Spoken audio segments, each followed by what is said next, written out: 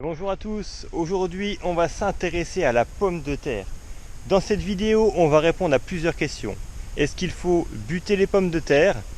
Est-ce qu'il faut les buter avec de la terre? Est-ce qu'on peut les buter avec de la matière organique comme du foin, de la paille? Est-ce que c'est obligatoire de les buter? Et puis on va voir les incidences que ça va avoir sur le rendement de ces pieds de pommes de terre. Alors pour commencer, on va se trouver ici devant une ligne de pommes de terre sous foin. Donc là, elles ont été, on va dire, butées entre guillemets, hein, c'est simplement paillé avec du foin qui a fait l'équivalent d'un premier butage. Et on va voir le résultat de cette technique-là. Alors, une chose qu'il faut quand même savoir avant de parler butage ou non des pommes de terre, c'est qu'il est intéressant de buter uniquement les variétés qui sont tardives, c'est-à-dire celles qui vont faire des pommes de terre de conservation et dont la culture va nécessiter entre 100 et 140 jours dans la terre. Toutes les pommes de terre précoces, qu'on va dire primeurs, qui sont à maturité entre 80 et 90 jours, ne nécessitent pas forcément de butage. Vous n'aurez pas plus de rendement à les buter, c'est simplement qu'un léger butage va éventuellement empêcher que des pommes de terre soient exposées au soleil et ne verdissent. Car si les pommes de terre verdissent, eh ben, elles seront impropres à la consommation. À se rendre compte du phénomène qu'il faut buter les pommes de terre de conservation, c'est parce que on va le voir ici, sur les tiges, ici par exemple, là, ce pied de pomme de terre n'a pas été buté et du coup, les pommes de terre qui vont pousser aux étages supérieurs, eh ben, n'ont pas pu grossir. Alors que là, si j'avais buté avec de la terre, on voit très bien que ces petites pommes de terre, là il y en a une, deux, trois, et ben, butées avec de la terre, elles se seraient reformées et auraient fait un nouvel étage de pommes de terre. Donc on voit bien que sur les pommes de terre de conservation, il y a déjà une chose qui est sûre, c'est qu'il faut buter ces pommes de terre. Alors soit avec de la terre, soit avec de la matière organique, paille, foin, etc. On va le voir. On va voir ce qui marche le mieux d'ailleurs. Mais en tout cas, il faut les buter pour avoir un meilleur rendement, sinon vous n'aurez qu'un seul étage de production. Donc on va découvrir ensemble ce qui se passe là-dessous.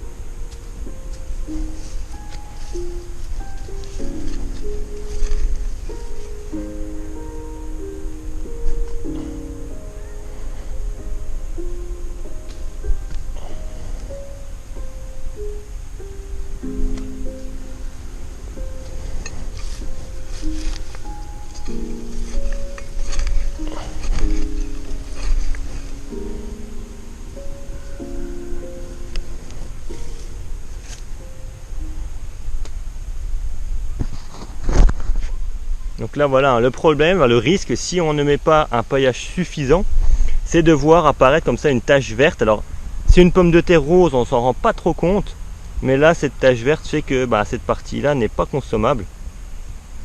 Donc on va pas la garder, on la met là-bas mais on ne la consommera pas.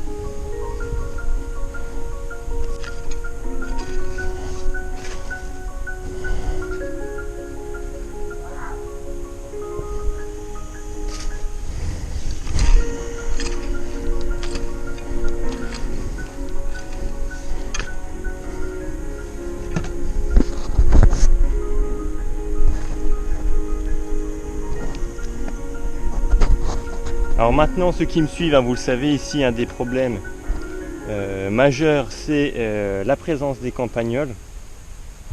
Donc justement, un des tests pour moi cette année, c'était de voir si les pommes de terre sous foin se faisaient plus grignoter que celles cultivées de manière traditionnelle, butées.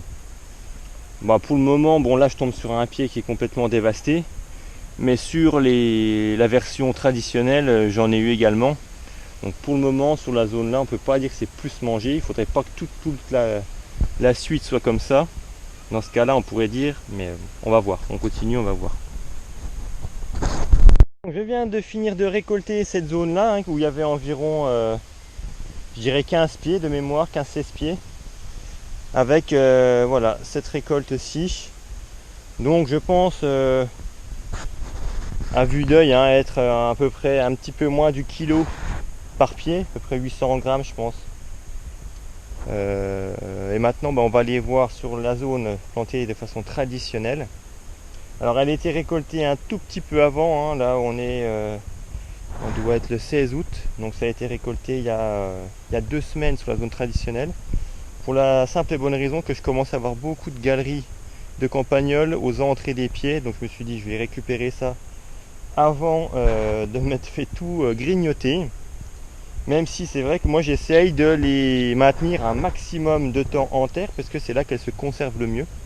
Mais ici voilà, c'est un juste équilibre entre les laisser le plus longtemps possible sans se faire tout manger. Allez, on va aller voir du côté des pommes de terre de façon traditionnelle. Pour comparer ce qui est comparable, côté pommes de terre cultivées de façon traditionnelle, c'est-à-dire butées avec de la terre, on était sur cette zone-ci. Et là, les pommes de terre sous foin étaient ici. Donc vous voyez qu'il n'y a qu'un pas, donc le sol est exactement le même, il était enrichi de la même façon. Et pour comparer vraiment de façon correcte, j'ai pris la même variété. Ici c'était de la Prospère, et celle-ci c'est évidemment aussi de la Prospère, qui est donc une nouveauté de cette année. Côté goût, franchement, elle est très très bonne. La seule chose que je ne peux pas vous répondre, c'est est-ce qu'elle se conserve bien. Normalement, elle se conserve très bien jusqu'en avril-mai. Mais est-ce qu'elle va le faire? Ça, je ne pourrais pas encore vous le dire avec certitude, puisque c'est une nouvelle variété. Sachant que tous les ans, j'essaye de faire toujours une variété de plus. Parce que je recherche moi des pommes de terre qui ne nécessitent aucun traitement et qui n'attrapent pas la gale de la pomme de terre. Puisque certaines variétés sont sensibles à la gale. Donc, ça les rend pas inconsommables évidemment, mais bon, j'essaie d'avoir des pommes de terre à peu près saines. Et donc la gale, c'est des espèces de croûtes comme ça, comme des verrues un peu à la surface de la peau. Ça, c'est une variété désirée qui malgré tout est pas spécialement sensible à la gale, mais à avoir le résultat, elle est quand même plus sensible que celle-ci. La variété Prospère n'est pas du tout sensible. Et si vous recherchez d'ailleurs ce type de pommes de terre aussi, peu sensible à la gale, il y a la variété Dolren, qui est une pomme de terre jaune aussi de conservation, qui est très très bonne, qui n'est pas ou peu sensible à la gale, où chez moi il n'y a quasiment aucune pomme de terre qui sont atteintes. Donc sur cette zone, vous voyez que les fans des pommes de terre au printemps étaient juste gigantesques. Elles ont bien atteint 1m20, 1m50 pour certaines. Et d'ailleurs au premier coup de vent, elles n'ont pas résisté, elles se sont couchées. Mais ça ne les a pas empêchées de très très bien pousser et de ne pas attraper de mildiou malgré que le verre de la pomme de terre était couché au sol.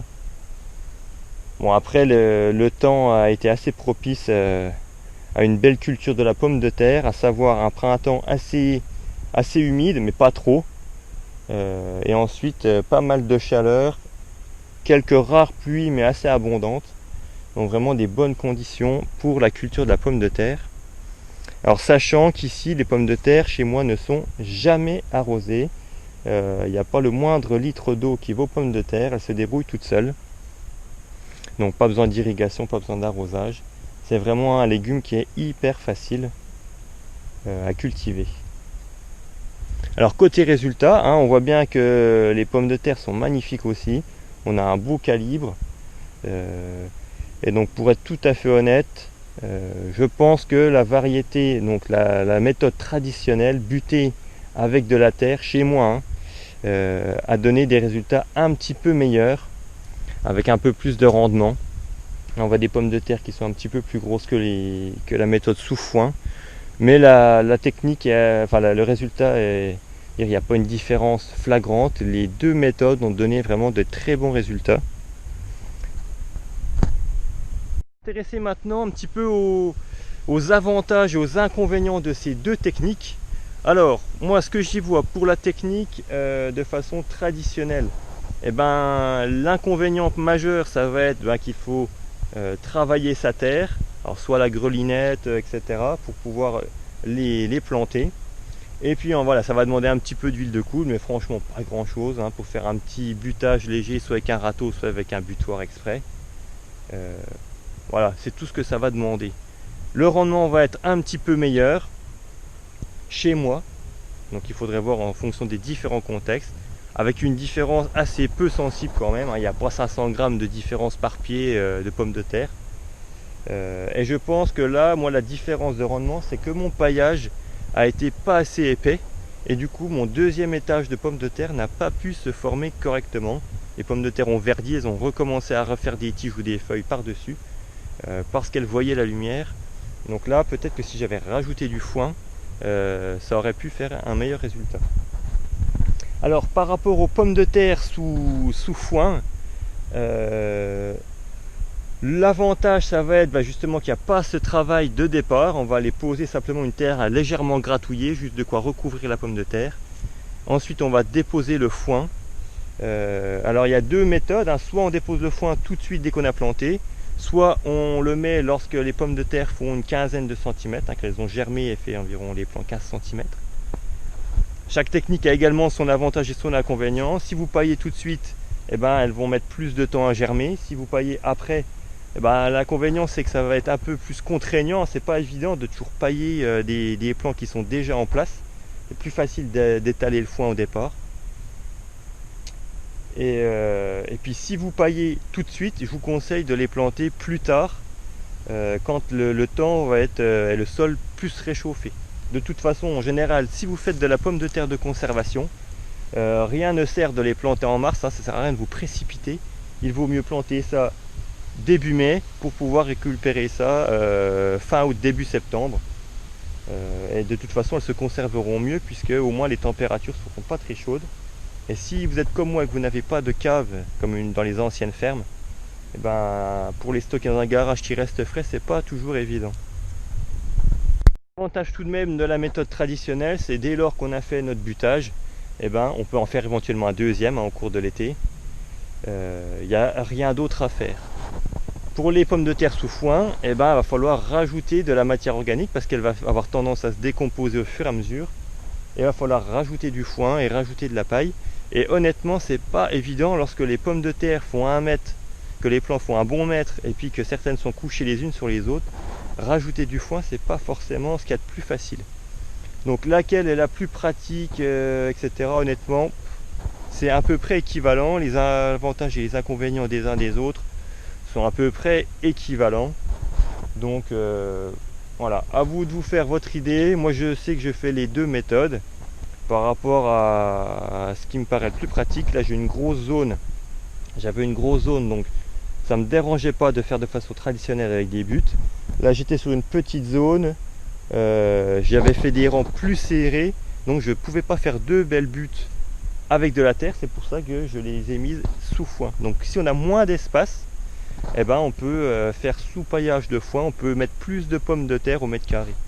Parce que là, sur la méthode traditionnelle, on va être, faut au moins 50 cm entre les rangs pour pouvoir faire nos beaux monticules de terre. Et là, j'avais dû laisser à peu près 30 cm entre les rangs.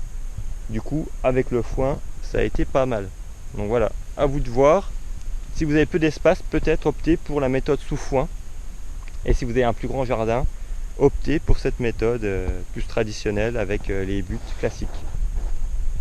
Partie à droite, donc en culture traditionnelle, on voit que la terre est à nu. Maintenant, c'est juste parce que les pommes de terre ont été récoltées. Et donc ça a été directement ensuite ensemencé avec divers légumes. On avait en partant de la gauche vers la droite donc des radis. On a ensuite des navets de Nancy. pour ça par exemple qu'on voyait que la terre était arrosée, puisque là il y avait eu un petit arrosage de fait sur les semences. Et donc là on est 2 mois plus tard et on voit que donc on a des radis, des navets. Ici on avait notre Artemisia annua et puis ensuite un engrais vert avec de la moutarde. Et donc c'est soit les zones qui ont été récoltées sont soit ressemées avec autre chose, soit un légume, soit un engrais vert, soit tout simplement repaillées s'il n'y a rien de spécial à mettre à cet endroit là, repaillé avec du foin ou de la paille, des feuilles ou n'importe quelle matière organique fera l'affaire.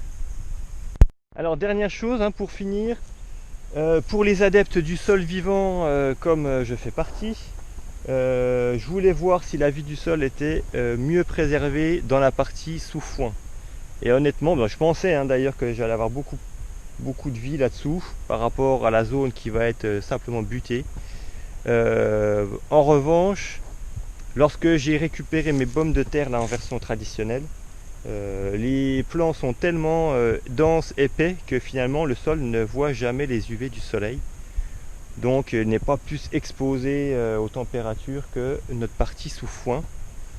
Et puis j'ai vu à peu près autant d'animaux du sol dans cette partie là que dans la partie sous foin.